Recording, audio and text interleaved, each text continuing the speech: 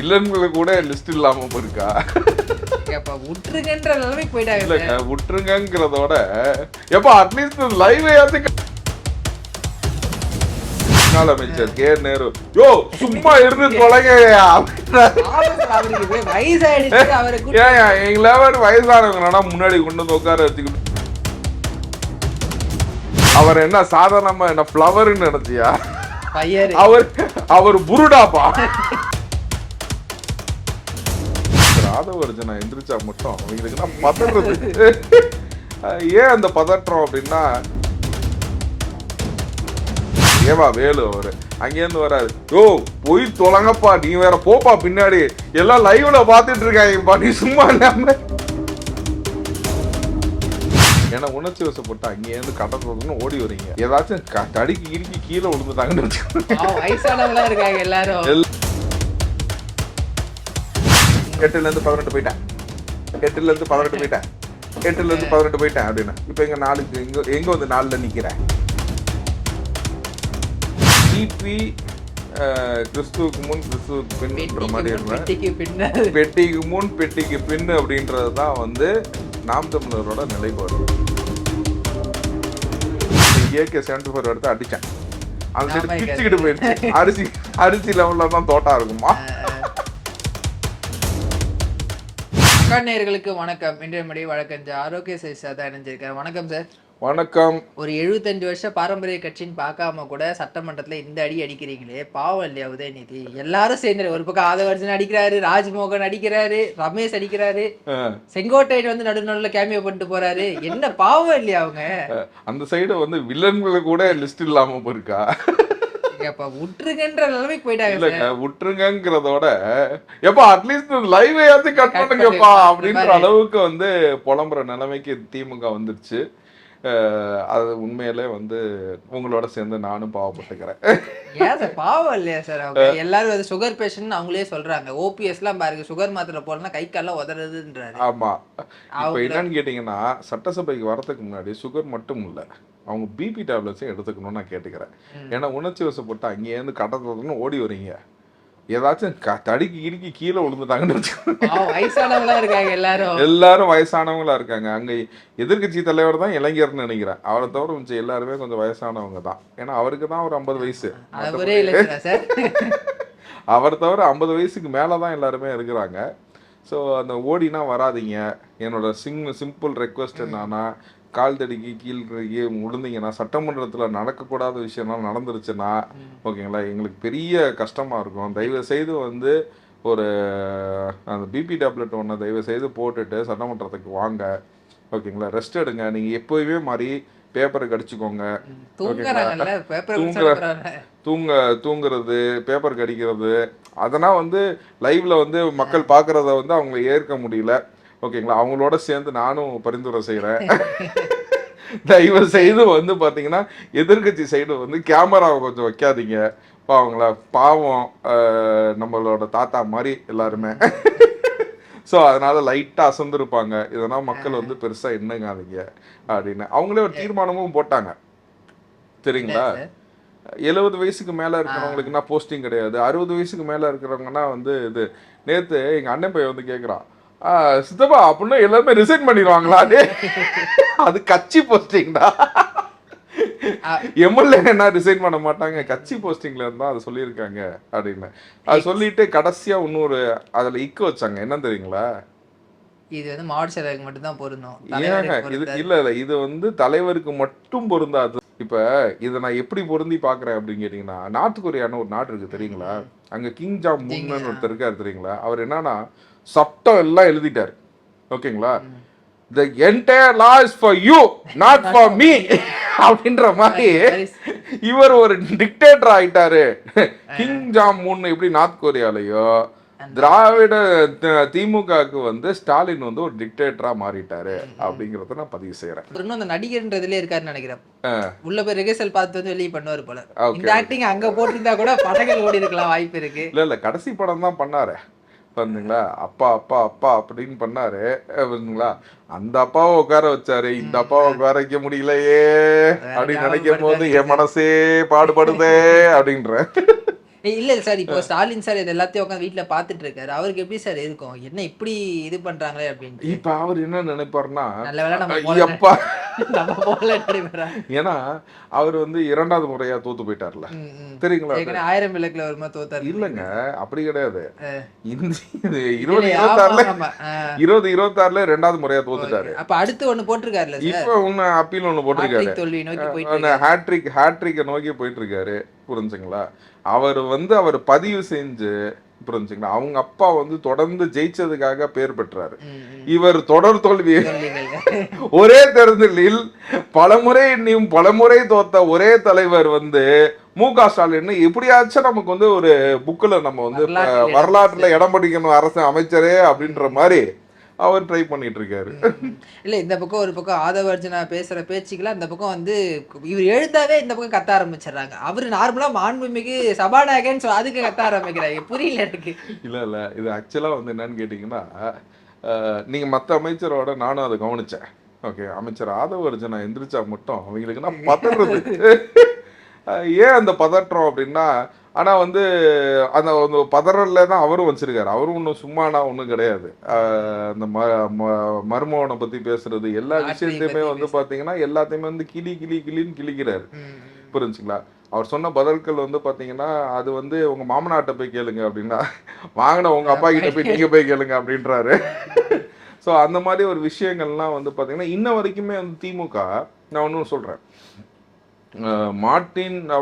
திரு Martin அவர்களோட பையன் வந்து பார்த்தீங்கன்னா சார்லஸ் வந்து இணையதளத்தில் எல்லா சேனல்லையும் வந்து பதிவு செஞ்சது என்னன்னு கேட்டிங்கன்னா, எங்களுக்கு லாட்ரி பிஸ்னஸ் ஓப்பன் பண்ணி தரேன்னு சொல்லி தாங்க 900 கோடி ரூபா வாங்கினாங்கிறத பதிவு செய்கிறாரு. புரிஞ்சுங்களா? நாங்கள் கொடுத்தவங்க ஒயிட்டில் தாங்க கொடுத்தோம், நாங்கள் லஞ்சம் கிஞ்சம்னா கொடுக்கலங்க, பார்ட்டி ஃபண்டு ஃபுல் ஒயிட்டில் உங்களுக்கு அனுப்பிச்சு விட்ருக்கோம் அப்படின்றத பதிவு செய்கிறார். அதற்கு இந்த திமுக இன்ன வரைக்கும் பதில் சொல்ல முடியல. நீங்கள் அதுவே தெரியுது திமுக எந்த நிலைமையில் இருக்குது அப்படின்னு.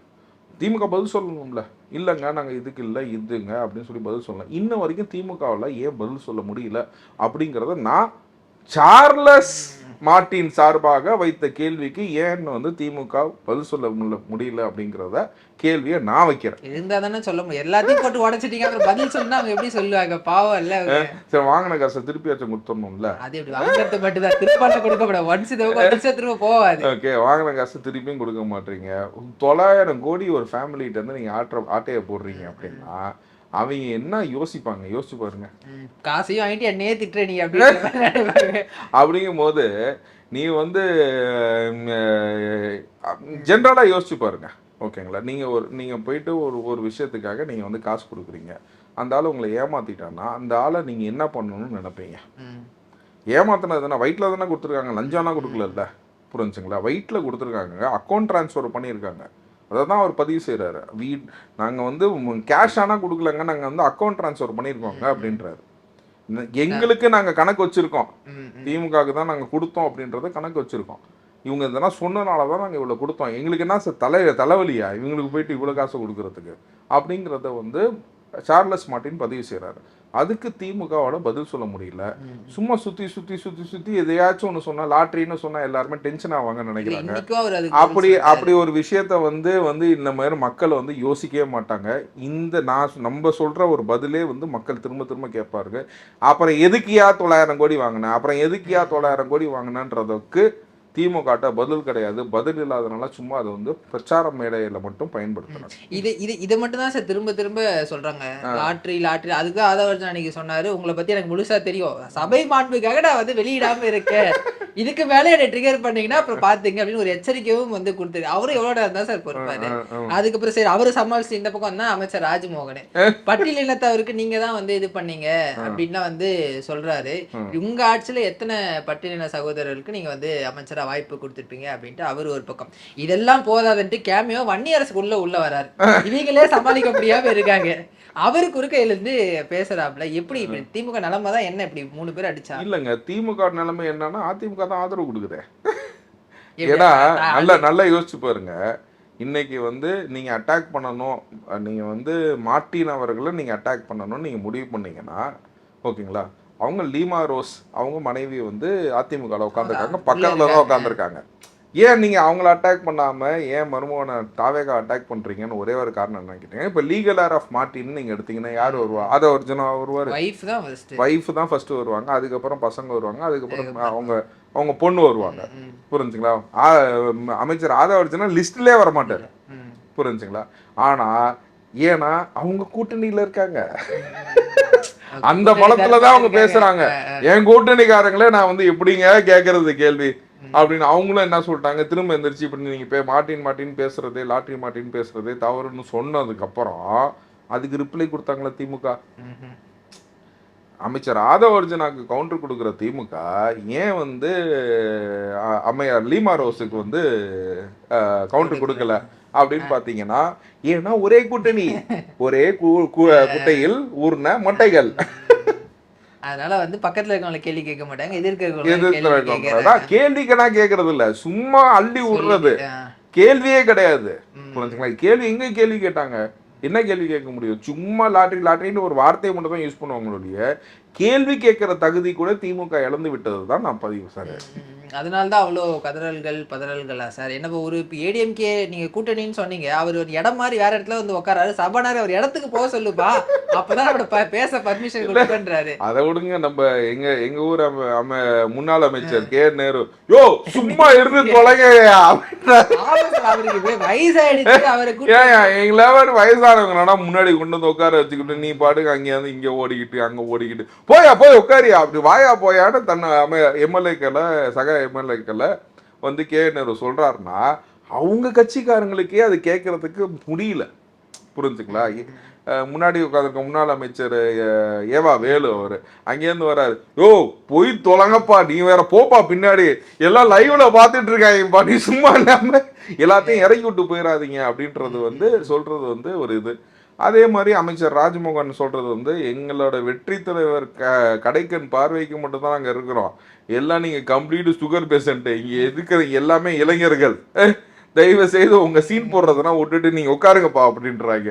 இதுல இருந்து என்னன்னா, நம்ம அந்த ஊர்ல என்ன இருப்பாங்களா பெரிய பெருசு, ஓகேங்களா, லைட்டா சாராயத்தை குடிச்சிட்டு அலம்பும் பார்த்தீங்களா, அந்த மாதிரி பின்னாடி 2-3 பேர் அலம்புறாங்க.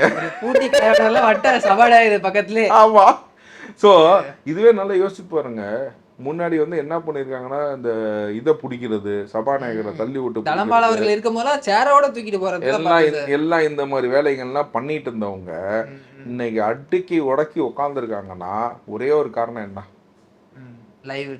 லைவ் மக்கள் பார்த்துட்டு இருக்காங்க.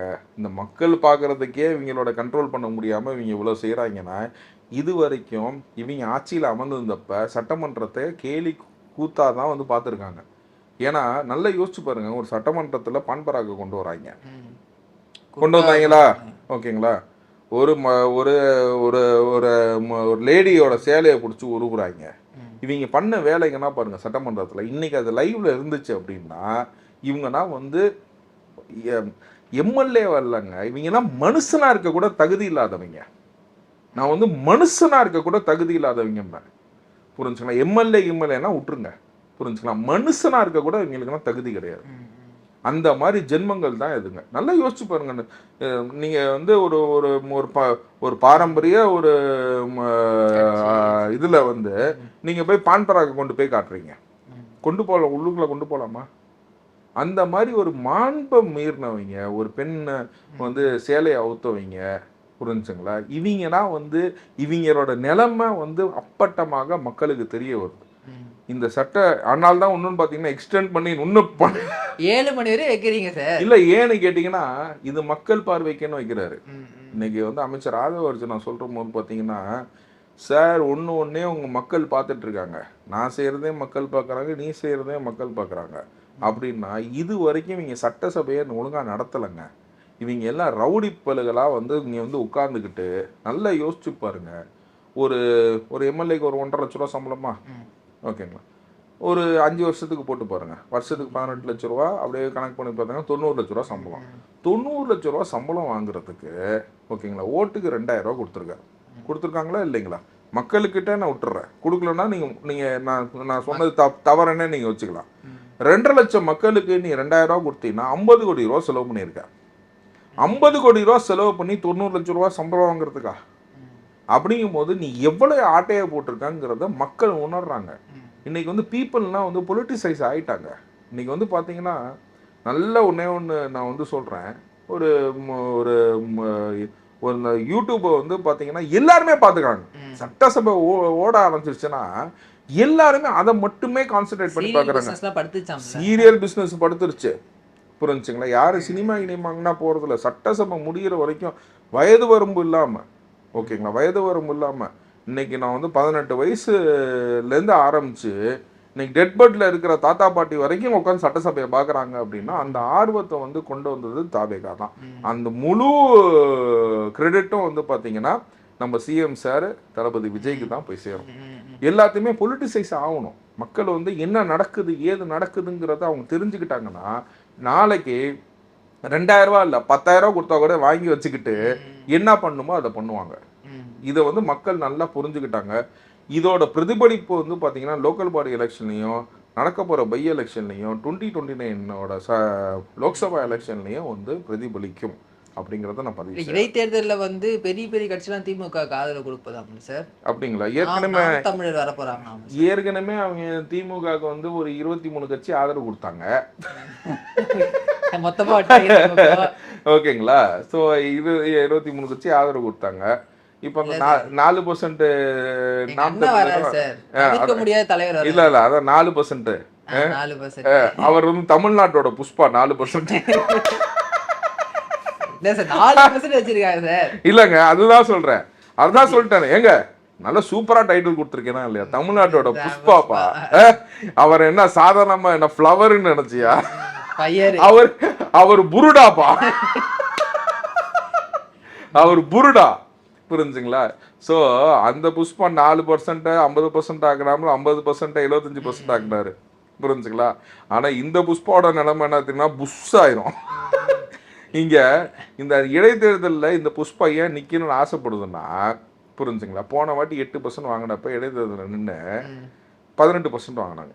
இடைத்தேர்தல் நின்னா ஏன்னா பல கட்சிகள் நிக்காது, அதனால வந்து தூக்கி போடும் போது பார்த்தீங்கன்னா ஒரு 8லேருந்து 18 போயிட்டேன், 8லேருந்து 18 போயிட்டேன், 8லேருந்து 18 போயிட்டேன் அப்படின்னா இப்போ எங்க 4க்கு எங்க வந்து 4ல் நிற்கிறேன் அப்படின்னு கேட்டா, ஏன்னா இடைத்தேர்தலையும் பொது தேர்தலையுமே வந்து சும்மா மக்களை மயக்கிறதுக்காக மட்டும் ஜம்பம் செய்யறது தான். இப்போ ஒன்றும் இல்லை, இப்போ 4% வந்துச்சுல்ல, என்னை நம்ப ஆரம்பிச்சிட்டான்பா.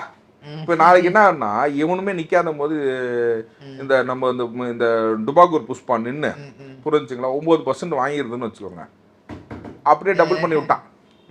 அடுத்த வாட்டி பாரு எனக்கு தான், நான் தான் ஆள போறவன் தமிழ நான் தான் அப்படின்னு சொல்லிட்டு அந்த ரீபக் ஷூவை போட்டுக்கிட்டு பென்ஸுக்காரை வாங்கிக்கிட்டு எதையாச்சும் ஒரு டுபாக்கூர் வேலையை செஞ்சுக்கிட்டு இந்த மக்களை ஏமாத்துறதுக்கு ஆரம்பிச்சிருவாங்க.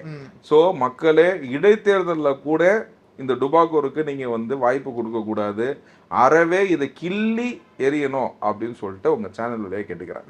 ஆல்ரெடி எரிஞ்சதால தான் இப்படி இருக்கிறாங்க. இன்னும் எரிய சொன்னா எங்க டெபாசிட் காலி, எல்லாத்துலயும் டெபாசிட் காலி. டெபாசிட் காலினா பத்தாதுங்க, புரிஞ்சுங்களா? இது இடைத்தேர்தலில் கூட வந்து பாத்தீங்கன்னா ஏன்னு கேட்டீங்கன்னா இந்த வார்த்தையை பயன்படுத்துவாங்க. 4லேருந்து 9 ஆயிட்டான், ஓகேங்களா, 9லேருந்து நெக்ஸ்ட் நம்ம தான் ஆச்சு, மீண்டும் வந்துகிட்டே இருக்கிறோம் அப்படிம்பாங்க, ஓகேங்களா? அது புரிஞ்சிக்காத நிலைமையில, ஏன்னா பொது தேர்தலில் நிறைய பேர் நிற்பாங்க, இடைத்தேர்தலில் கம்மியான பேர் நிற்பாங்கன்றதுனால அந்த பர்சன்டேஜ் வருதுங்கிறத மக்கள் புரிஞ்சுக்கணும். அந்த 4% கூட இல்லாமல் மொத்தமாக அழிச்சு விட்டுறணும் அப்படிங்கிறது தான் வந்து என்னோட இது. ஏன்னா இந்த டுபாக்கூர் பொலிட்டீஷியன்ஸ்னா ஃபுல்லாக நீங்கள் அழிக்கணும். கூகுளில் போட்டு அவர் பேர் தான் வருதா? ஆமாம், டுபாக்கூர் பொலிட்டீஷியன் ஆஃப் தமிழ்நாடுன்னு போடுங்க. ஆமாம், நீங்கள் போட்டு பாருங்க, நீங்கள் போட்டு பாருங்க. நான் போட்டு பார்த்தேங்க. நான் வந்து ஆக்சுவலாக நம்ம பாய் தான் வந்து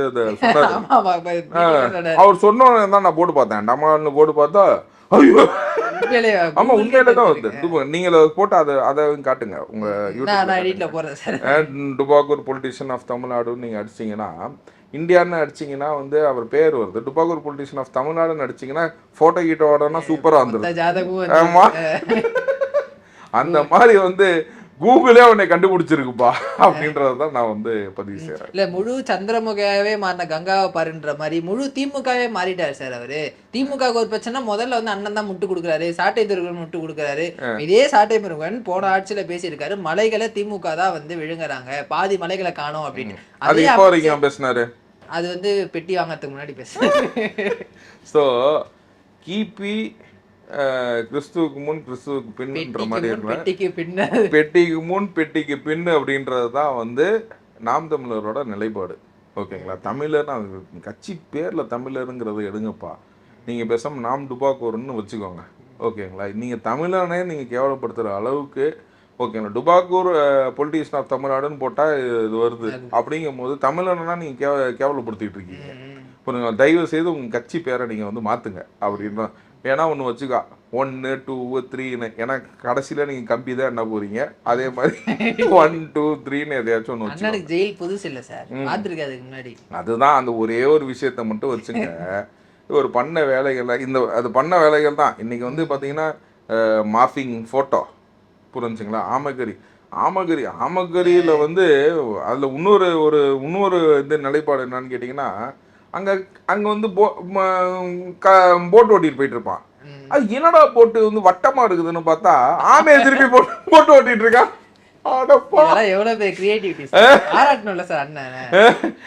இதை வேற ஒரு பெரிய சேனல்ல வேற பேசுறாங்க. அந்த ஆங்கர் வந்து மிரண்டு போய் அப்படிங்கிறாங்க. ஆமா, இல்ல அந்த ஆங்கர் ரியாக்ட் பண்ண முடியல. எதையாச்சும் ரியாக்ட் பண்ணீங்கன்னா அது மக்கள் மன்றமா இருக்குது, என்ன பண்றதுன்னு தெரியாம அவங்க அமைதியா இருந்துக்கிட்டாங்க. பட் ஆனா அந்த ஆங்கர்ட்ட தனிப்பட்ட முறையில கேட்டீங்கன்னா அதை நீங்க நம்பிட்டீங்கல்ல அப்படின்னு சொல்லி கேளுங்களா. அடுத்த இன்டர்வியூக்கு வருவேன். அந்த மாதிரி ஒரு விஷயம் தான் வந்து, அதாவது உலகத்திலே வந்து பாத்தீங்கன்னா டைனாசருக்கு அடுத்தது வந்து ஆமாவோடு தான் பெருசு அப்படின்றத நிரூபிச்சிருந்தோம். அது டைனாசரா இருக்குன்னு நினைக்கிறேன். நான் இலங்கை போயிருந்தப்ப அங்க அந்த காட்டுல மட்டும்தான் இந்த டைனாசர் ஓடும். புரிஞ்சுங்களா? அப்புறம் என்ன பண்ணுவேன், அந்த AK-74 எடுத்து அடிச்சேன். அந்த சைடு பிச்சுக்கிட்டு போயிடுச்சு. அரிசி லெவல்ல தான் தோட்டா இருக்குமா. கதை வந்து அங்க சொல்ல முடியலன்ட்டு மக்கள் வச்சு கதை சொல்றாங்க. இல்ல அது என்னன்னு கேட்டீங்கன்னா, நான் படமே எடுத்தேன், ஓடல. கட்சியை வச்சாச்சும் ஓட பாக்குறேன், அத கூட நம்ப மாட்டீங்களப்பா அப்படின்றதுதான் வந்து. ரஷ்யாக்கு அப்புறம் நேரம் அவர் தான் சுட்டாராம். ஒரு பக்கம் அண்ணனை கூப்பிட்டாங்க, ஒரு பக்கம் வந்து அதிமுக சேர்த்தாங்க. இப்ப புது வரவா வந்து டெல்லியில இருந்து சிஜேபின்னு ஒரு கரப்பாம்பூச்சிகள் படை வருதாம்ல திமுக ஆதரவு கொடுக்க. ஆமா ஆமா கண்டிப்பா. ஏன்னு கேட்டீங்கன்னா, ஏற்கனவே இங்க இருந்து தூது விட்டாங்கல்ல. யாரை விட்டாங்க? திமுக. இந்த சிஜேபிக்கு வந்து கரப்பாம்பூச்சிக்கு வந்து யாரை விட்டாங்கன்னு கேட்டீங்கன்னா, இவரை விட்டாங்க, பிரகாஷ் ராஜா. பிரகாஷ் நேரா போயிட்டு, ஏன்னா அவரை மாதிரி ஒரு கான்ஸ்டிடியூஷனல் ரைட்ஸை பேசுறதுக்கான மனுஷனே வேற யாரும் கிடையாது. ஏன்னா 4 ஸ்டேட்ல ஒரு ஓட்டர் ஐடி வச்சிருக்காரு. அந்த ஆள்னா கான்ஸ்டிடியூஷனல் ப்ரொடக்ஷன் மூவ்மெண்டோட ஸ்பீக்கரா. ஓகேங்களா? அந்த ஆளே வந்து ஒரு ஃப்ராடு. ஒரு 4 ஓட்டர் ஐடி வச்சிருக்கேன், ஒரு ஃப்ராடா இல்லையா? பேசிக்கா சொல்லுங்க. எங்க ஓட்டு போடுறது உரிமை, அதை ஒரு 4 ஓட்டர் ஐடி வச்சிருக்கவே எவ்வளவு பெரிய ஃப்ராடா இருக்கு. ஸோ அந்த மாதிரி ஒரு ஃப்ராடு. அந்த ஃப்ராடோட பேச்சு என்னன்னு கேட்டீங்கன்னா, இவன் வருவானா, இவன் டிரைவர் பையனை எம்எல்ஏ நிக்க வைப்பானா, எம்எல்ஏ ஆக்கிடுவானா. ஏய் எம்எல்ஏ இல்லப்பா, அவர் இன்னைக்கு கொறடா. இன்னைக்கு கொறடா. இன்ஃபேக்ட் கொறடாவோட ஃபீச்சர்ஸ் என்னன்னு கேட்டீங்கன்னா, including CM has to obey his words அப்படின்றத வந்து தன்னோட டிரைவர் பையனை எம்எல்ஏ மட்டும் ஆக்கல, நீ சொல்றத நானும் கேட்கறேன் அப்படின்னு அவர் கொறடாவை ஆக்குனது வந்து சிஎம் சார்ப்பா. அந்த மாதிரி வந்து பாத்தீங்கன்னா அதுக்கு தூது விட்டது தான் இந்த பிரகாஷ் ராஜ். ஓகேங்களா? அந்த பிரகாஷ் ராஜ் தான் கூப்பிட்டு இங்கே வேற இப்போ என்னன்னா, இந்த திமுக பண்ற ஒரு வேலை வந்து பாத்தீங்கன்னா, இந்த மாதிரி 2-3 மூவ்மெண்ட்டு, இந்த மாதிரி வெளியில வந்து நீங்க இது பண்ணுங்க அது பண்ணுங்க, சிஜேபி இதெல்லாம் வந்து கிரியேட் பண்ணணும்னு பாக்குறாங்க. இது அறவே இங்க வேகாது. ஓகேங்களா? இங்க ஏற்கனவே வந்து நார்த்லயே வந்து பாத்தீங்கன்னா விஜய் தளபதிக்கு போயிட்டாங்க. அவங்க பேரே வந்து தளபதி விஜய்னு தான் சார் நினைச்சுக்கிறாங்க. இல்ல தளபதி விஜய் நினைக்கல, விஜய் தளபதி. இல்ல விஜய் தளபதி ஏற்கனவே வந்து மோடி வரைக்கும் அவரை வந்து கவுண்டர் பார்ட்டா கொண்டு போயிட்டாங்க. இது அல்ட்ர சில்ட்ரேனா இப்போ வந்து மோடி லெவலுக்கு காம்படிட் பண்ணிருக்கா சார். இந்த அல்லு சில்லுல நடுவுல கொஞ்சம். அதனால வந்து இத பத்தி நம்ம ஒண்ணும் பேசுறதுக்கு ஒண்ணும் இல்ல. நீ யாரை வேணா சேர்த்துக்கோ, மொத்தமா வச்சு அடிக்கிறதுக்கு தான் வந்து இந்த பழைய நம்ம ராமராஜன் சார் படம்லாம் பார்த்துருக்கீங்களா? ஒரே நடன்னு போவோம். புரிஞ்சுங்களா, அந்த கை அப்படியே போயிட்டே இருக்கும். ஓகேங்களா, அந்த அந்த மாதிரி வந்து திமுக பாத்தீங்கன்னா அதிமுக திமுக அதிமுக நாம் தமிழர் நீ சிஜேபி கூட்டிட்டு வா, தேமுதிக இல்லன்னா வந்து அந்நியர் அந்நியர் தேமுதிக விட்டீங்களே. ஐயோ அப்பா அந்நியார்னா நீ லிஸ்ட்லயே அதாவது நான் 25ஆம் தேதி நான் வருத்தப்பட்ட மாதிரி ஒரு விஷயத்த நான் என்னைக்குமே வருத்தப்பட்டது கிடையாது. 25 இந்த மாசத்துல நம்ம பேசிட்டு இருக்கோம். 25/8/2026 வந்து அண்ணன் விஜயகாந்தோட ஒரு பிறந்தநாள். நான் ஒன்னே ஒன்று சொல்றேன், என்னன்னு கேட்டிங்கன்னா, இந்த ஒரு பையன் வந்து இன்னைக்கு மாறுதட்டி வந்து திமுகவுக்கு வந்து பேசுறாரு. ஏதோ கூட்டணிக்கு வச்சீங்க இல்லாத அதையாச்சும் விட்டு தள்ளுங்க. நீங்க மாறுதட்டி நீங்க திமுகவுக்கு பேசுறீங்க. உங்க அப்பாவை வந்து அவ்வளவு கேவலமா பேசுனது வந்து திமுக. அன்னைக்கு உட்காந்து சிரிக்கிறாங்க. அன்னைக்கு வந்து வடிவேல பேச விடுறாங்க. கேப்டனுங்கிறவன் கப்பல் மேல போடுறவன், புரிஞ்சுங்களா, தண்ணிக்கு மேல போறவன் வந்து கேப்டனு, புரிஞ்சுங்களா, தண்ணி உள்ளுக்குள்ள போறவன் வந்து கேப்டன் கிடையாதுன்னு சொல்லி சொல்லும் போது கொக்கொன்னு உட்காந்து சிரிச்சவனுக்கு, உங்க அப்பாவை பார்த்து சிரிச்சவனுக்கு இன்னைக்கு போய் நீ வக்காலத்து வாங்குறிய, காசு மட்டும்தான் உங்க அப்பா உனக்கு சொல்லி கொடுத்தாரா? தேமுதிகன்ற ஒரு கட்சி வந்து கேப்டன் விஜயகாந்தோட முடிஞ்சிச்சுங்க. அதுக்கப்புறம் வந்து இந்த அவங்க பசங்களோ பேரவங்களுக்கோ எனக்கு முன்னாடி வரைக்கும் இந்த எலெக்ஷனுக்கு முன்னாடி வரைக்கும் கூட எனக்கு வந்து ஒரு ஒரு ஒரு ஒரு நல்ல ஒரு ஒரு சாஃப்ட் கார்னர் இருந்துச்சு. ஆனா எப்படிங்க நீங்க நீங்க ஒத்துக்குவீங்களாங்க? உங்க அப்பாவை வந்து ஒருத்தன் வந்து கிண்டல் பண்றான், அவன் கூட போய் நீங்க உறவு வச்சுக்கிறது, அதுவும் அவங்க அப்பா இறப்புக்கு அவன் கிளம்பி வந்தாங்க. புரிஞ்சு அவங்க அன்னைக்கு வந்து விஜயகாந்த் சார் இறந்த அன்னைக்கு நான் திருச்சியில் இருக்கிறேன், புரிஞ்சுங்களா, அவ்வளோ பெரிய க்ரௌடுங்க திருச்சியில் வந்து. நான் வந்து சீக்கிரமாக போயிடலாம் அப்படின்னு சொல்லிட்டு, நான் சென்னைக்கு வரணும் அப்படின்றதுக்காக சீக்கிரமாக போயிடலாம் அப்படின்னு சொல்லிட்டு நம்ம கிளம்பும் போது அவ்வளோ பெரிய ஒரு இதாக இருந்துச்சு. அவ்வளோ மக்கள் ஆதரவை கொண்டவர், புரிஞ்சுங்களா. இன்னைக்கு வந்து பணத்துக்காக தான் இவ்வளோதான் அப்படின்னு, ஏன்னா என்னையா காசு எல்லாத்தையும் தூக்கி போட்டு புதைச்சிக்கிட்டா போக போகிறோம்னு சொன்ன அப்பா எங்க, இன்னைக்கு அடகு வைக்கிற பசங்க எங்க? No words. ஆக்சுவலாக வந்து இதுக்கு மேலே எனக்கு வார்த்தைகள் கிடையாது. நீங்க வந்து உங்க அப்பாவை பத்தி யாராச்சும் தப்பா பேசியிருந்தா அவனுக்கு உறவு கொண்டாடுவீங்களா? இல்ல, புரிஞ்சுங்களா. நானும் செய்ய மாட்டேங்க, நானும் செய்ய மாட்டேன். எந்த விதமான அதை சன்னா இருக்கட்டும் டாக்டரா இருக்கட்டும், புரிஞ்சுங்களா, அப்பேற்பட்ட ஒரு கல்ச்சர்ல வந்தவங்க இன்னைக்கு வந்து விஜய் பிரபாகரன் செய்யறத கரெக்டுன்றதை என்னால் சொல்லவே முடியாது. நான் அதை பேச கூட விரும்பலை.